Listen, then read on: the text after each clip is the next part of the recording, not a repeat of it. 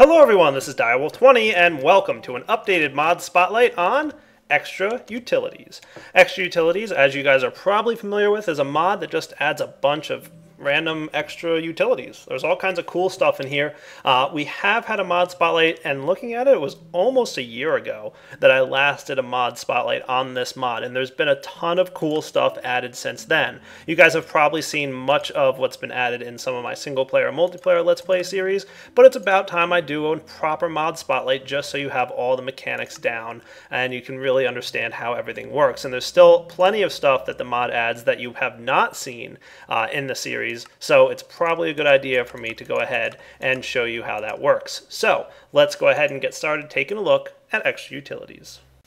Alright guys, let's start off with a couple basic blocks like this, the gravel road. Doesn't really have any function, but it is a really nice looking texture and a great way to go ahead and build a road. As you can see, it is also a block pattern that'll grow with the block and everything. It's got connected textures, so as you place down the gravel road here, you can see connected textures working their magic. Another type of block that's semi-cosmetic, but not entirely, is dark glass. Now this is really cool stuff, and if you haven't seen me use it in any of my Let's Play series, I have used it a lot, by the way.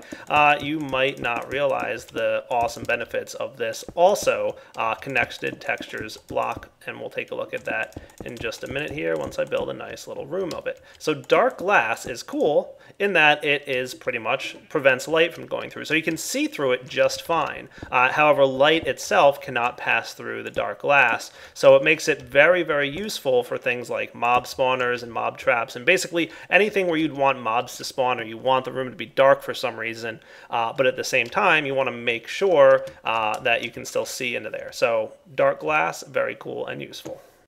Alright, you guys are probably also somewhat familiar with the unstable ingot. This is used for a bunch of different blocks and tools and other cool stuff that we have seen in the past. The unstable ingot, however, is, as mentioned in the tooltip, unstable. And if you place it in your inventory or you don't use it within a few seconds, it will explode and kill you. That's bad news. Better go into creative mode because here comes an explosion. Uh-oh. Kaboom! Yep, so long story short, watch out for the unstable ingot. However, there's another version that you can actually use iron nuggets for. So if we were to take a look at iron nuggets, we still need to divide by diamond with that guy. So I think it's just one iron nugget divided by diamond. Let's see. You know what? I think it's gold nuggets, actually.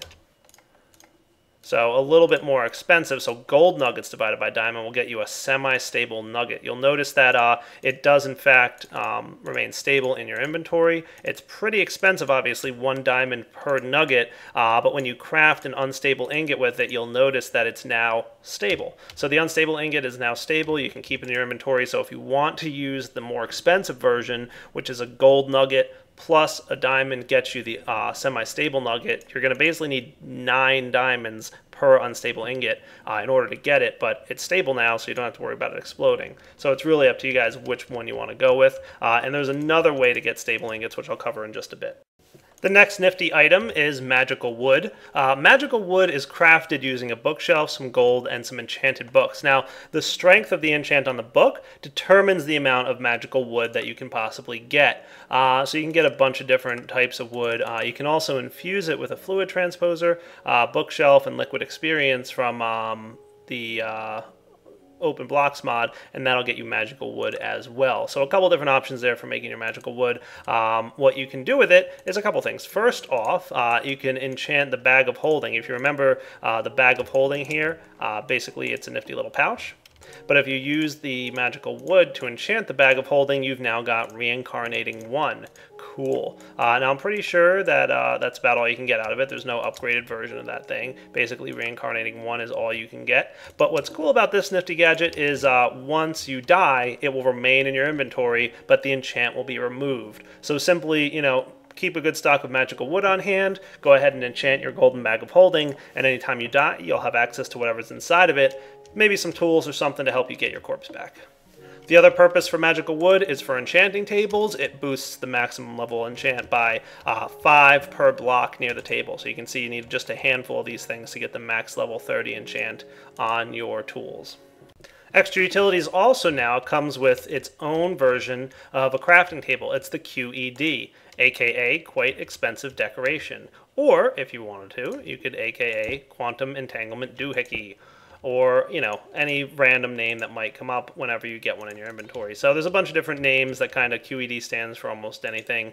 You'll see lots of different options available as you start poking around with the QED.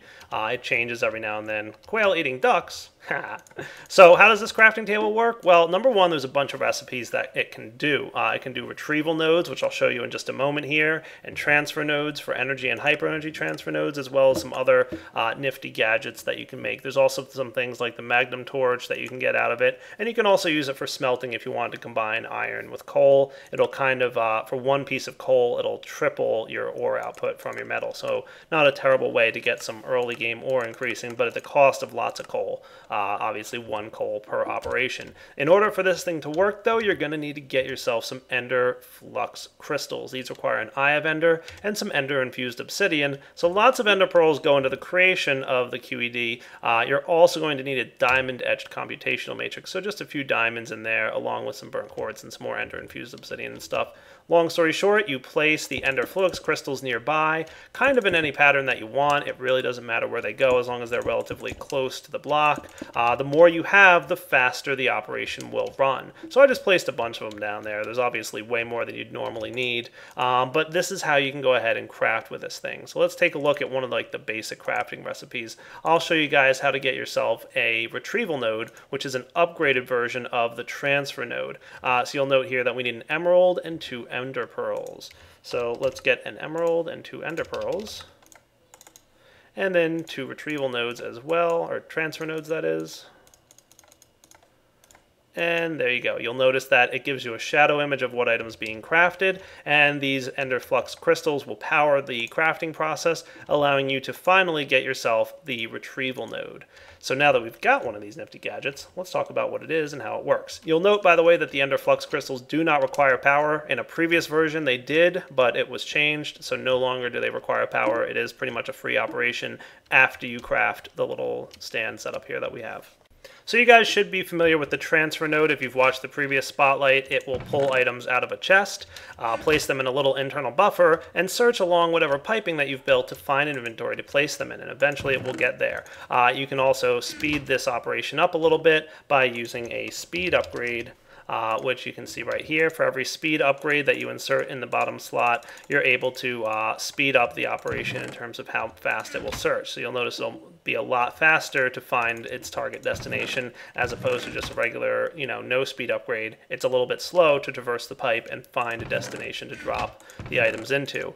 Now the retrieval node is kind of the opposite of this operation. What it's going to do is you place the retrieval node on there, and it's going to search for inventories to pull items out of. And you'll notice that if we, for example, throw some cobblestone into this chest, eventually the retrieval node will start pulling items out of the chest and placing it into its chest right here. Pretty cool. And it'll kind of stop at that one inventory and keep pulling items out until it's cleared it. So it's a nice way to pull items out of remote chests as opposed to pushing them in. And just like the item retrieval node, you can go ahead and put some filters on there. So if you were to craft yourself an item filter, you can go ahead and shift right click on that item filter, specify exactly what items are allowed to be pulled out of there. You could of course also get yourself a redstone torch to make an inverted filter, which basically makes this a blacklist as opposed to a whitelist for items that can be transferred. The other nice feature with filters that was recently added is that you can insert filters into filters, so you can kind of stack them up. So if you have 5 filters inside one filter, you can really get very specific on exactly which items are allowed to go into which inventories. Now, speaking of sorting items, there's a nifty new pipe that was added a little bit ago called the sorting pipe. When you add some redstone to that, you get the mod sorting pipe. What this does is it's an advanced form of sorting pipe that will only insert an item into an inventory if it's empty or already contains an item belonging to the same mod. So to demonstrate, this chest is currently empty. And if I were to go ahead and clear this chest out for a moment and go ahead and set the transfer node on there, if we put an item from Extra Utilities, for example, let's let this finish up, into the chest. Division Sigil, you'll notice that it manages to make its way to the wooden chest because it was empty. However, now an item like the Diamond Axe will not be allowed to be inserted into that chest because of the mod sorting pipe on there. It's only going to allow extra utilities items to land inside that chest, and we can demonstrate that with speed upgrades. They should be allowed to be inserted into that chest because they are from the same mod. Cool. Another very special ability is the Rationing Pipe.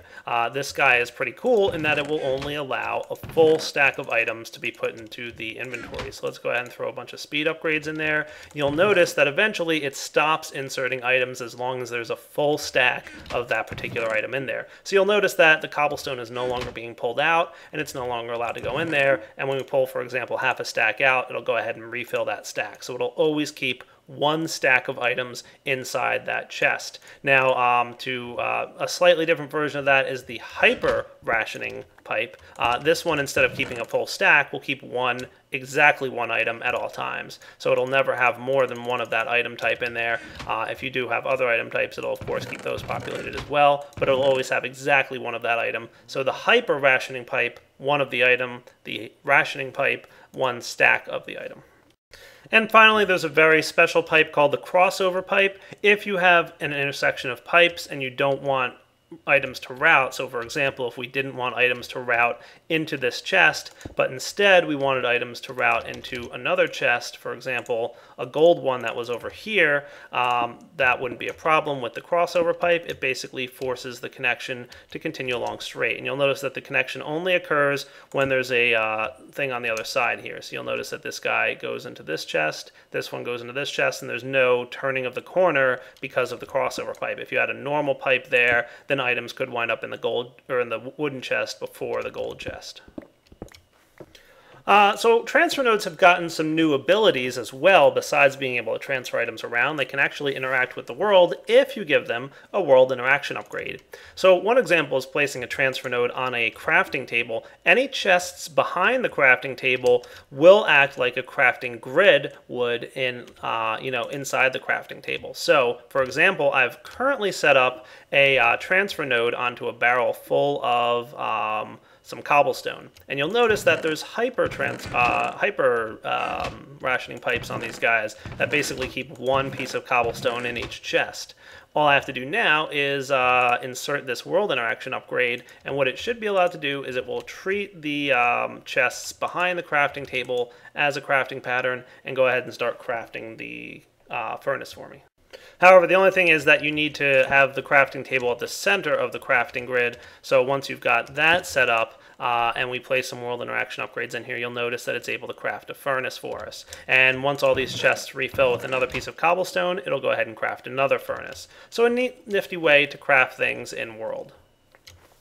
Another new feature of transfer nodes is they can actually pick up items on the ground now, provided again that you install a world interaction upgrade. Notice that the item was picked up from the ground, and it has a pretty small radius by default. However, if you insert more world interaction upgrades in there, it'll have a much larger radius, able to pick things up from a lot further away. Pretty cool.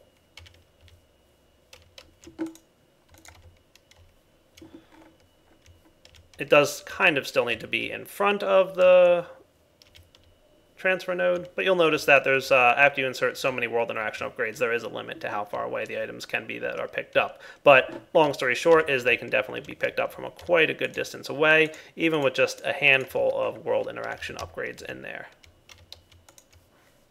The final use for the world interaction upgrade is that it is now required for the automated cobblegen mechanic of the transfer node. So for every world interaction upgrade, you're going to get so much cobblestone every time it pulses. So you'll notice we're getting much more cobblestone on each pulse. Looks like almost 8 or 9 each time, and if you throw ahead 16 in there, so you get about 1 cobblestone per pulse for every world interaction upgrade you put in. So the more world interactions you place, the more cobblestone you'll get each pulse, but it does require 1 to run at all. In previous versions of the mod, if you wanted something very close together like this, you would be forced to use a normal pipe. However, now if you place something like a hyper rationing pipe in here, it will turn the connecting pipe into a hyper rationing pipe, so you can have a nice small compact system and still specify which type of pipe to use. So I want to demonstrate a feature of the transfer nodes and also demonstrate a problem and its solution with transfer nodes. They're a little bit random. If you put glowstone dust inside the transfer node, you'll notice you can see the pattern along which it's trying to place items as it goes down the line there. So it's trying to find a spot to place the item. Sometimes it goes left, sometimes it goes right, but it's a little bit random, and it might go right 5 times in a row before it starts to go left, or it might go left 5 times in a row before it starts to go right. So it's a totally random kind of pattern here that you can't really control or manage short of placing some upgrades in there. So one of the upgrades you can go ahead and place in, there's actually 2 main ones. There's the depth first and the breadth first. So let's take a look at these. Depth first upgrades will go ahead and start following one line, so it'll go down that whole line, and then you'll notice that it immediately goes down the other line. So instead of starting over, once it hits an intersection, it'll head right, and then it'll head left every time. It might head left first and then head right, but at least it'll check all the chests before trying to reset itself, trying to find a place to put this. Now, the other version of this is the breadth first upgrade. The way this works is it'll head down to the right, and then it'll head to the left, and it'll go down each pattern. So notice that it's trying to get to that chest, and then it gets to that one, and then it gets to this one, and then it gets to that one, so it goes back and forth. So there's a couple different ways that you can direct your sorting mechanic with these transfer pipes using either breadth or depth first, or you can just stick with the default, which will be a little bit randomized. So definitely a nice way to handle sorting and making sure the item goes where it belongs.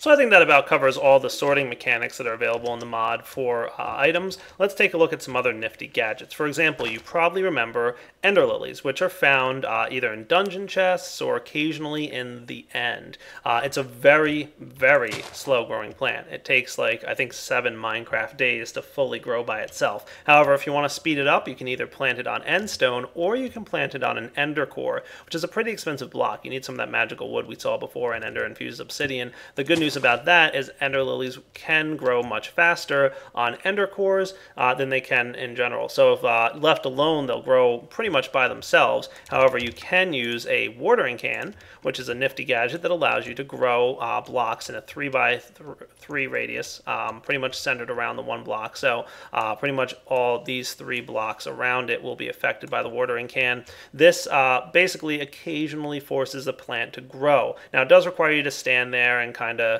hold on to the right mouse button, but you'll notice that these Ender Lily seeds are starting to grow, and occasionally it'll sprout flowers for you and other kinds of tall grass type blocks that basically can generate. So a neat way to grow plants for sure. Again, placing these Ender Lily seeds on the Ender Core will allow them to grow even faster when being watered by the watering can. And once they're fully grown, you'll be able to get another Ender Lily seed, a chance, a very small chance, it's like 1%, that you'll get an extra Ender Lily seed, and then you'll also have the opportunity to get an Ender Pearl from it. So basically you're guaranteed 1 Ender Pearl and 1 Ender Lily seed with a small chance of a second Ender Lily seed.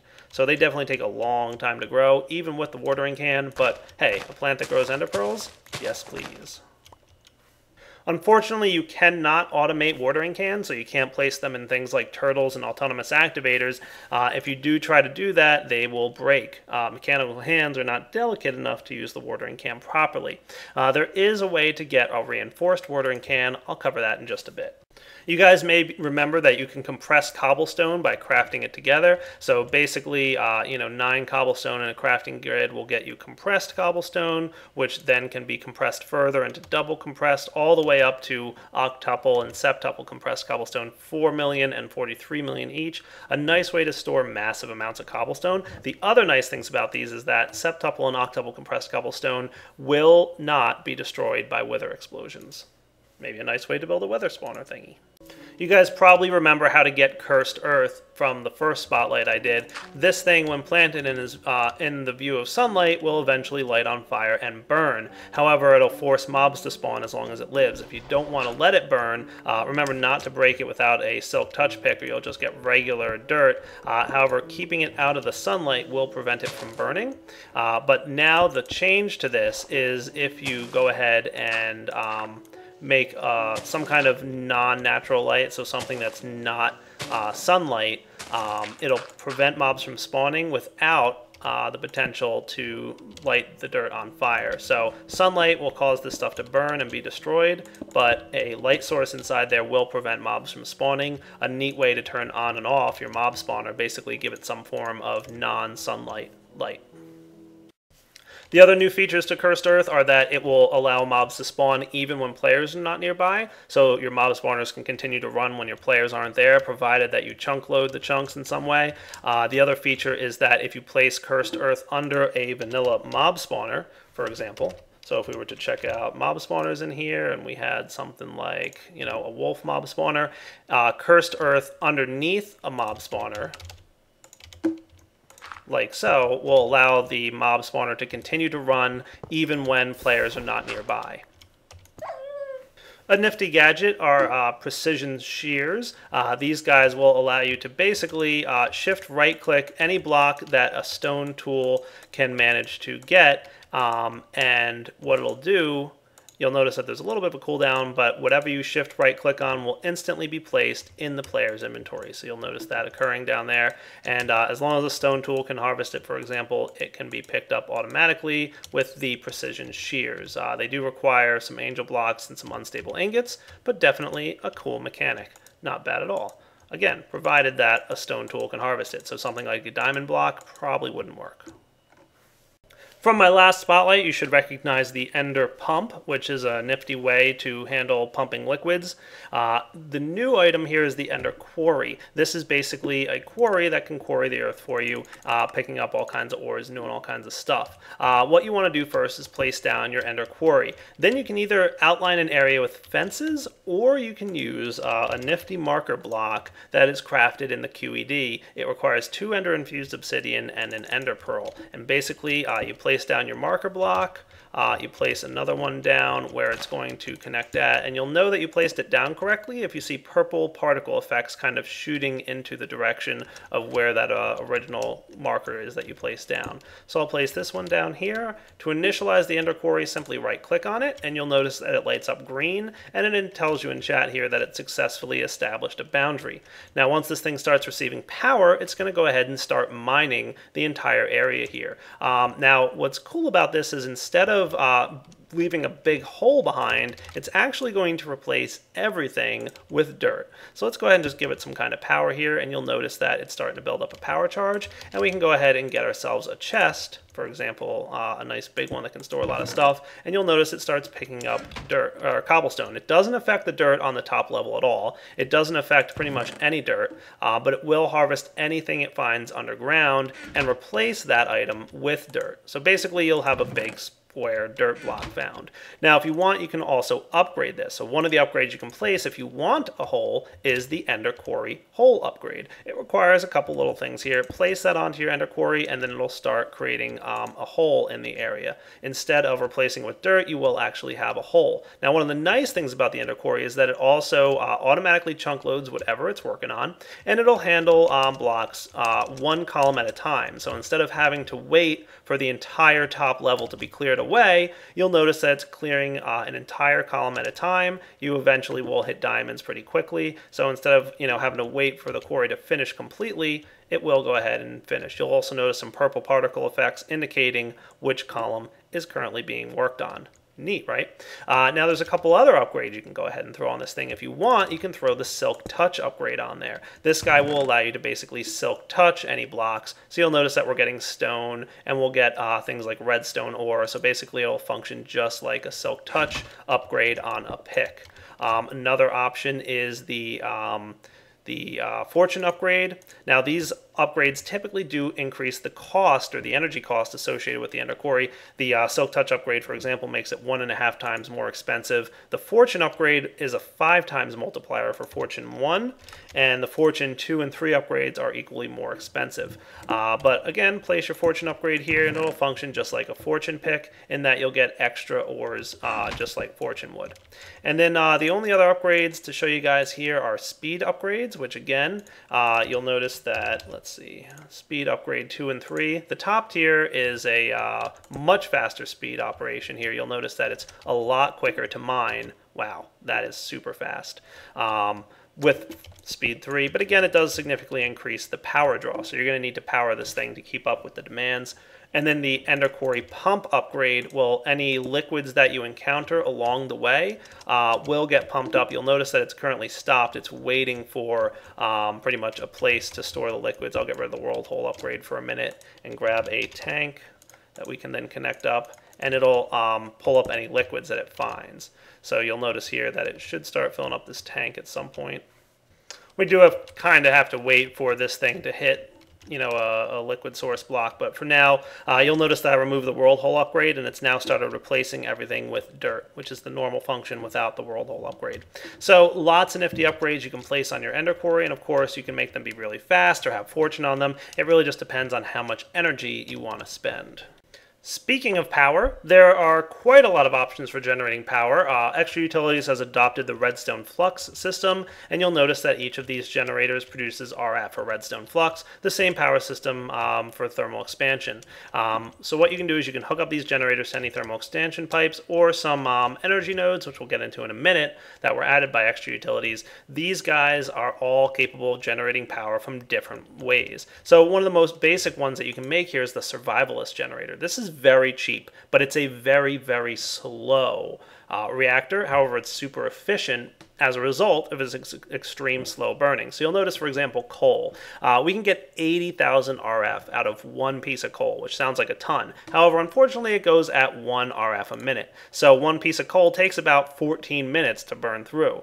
So yes, you get a lot of power from it, but unfortunately you get it at a very slow rate. The nice thing about it is whenever you have this generator open, it'll tell you how much power you're going to get from it. So notice the tooltip is not there unless you have the generator interface open. You can look at some other things to see you get 800,000 RF from a block of coal as opposed to 80,000. You get 80,000 from charcoal as well. Pretty neat.